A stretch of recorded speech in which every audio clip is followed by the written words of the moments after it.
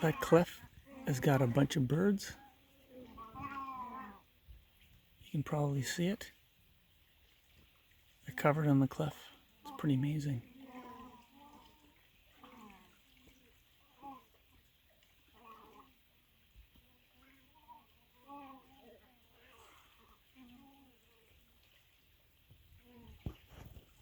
I'm going backwards right now.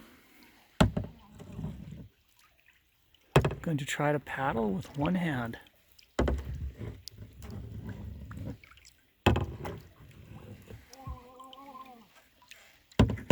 That's really difficult to do.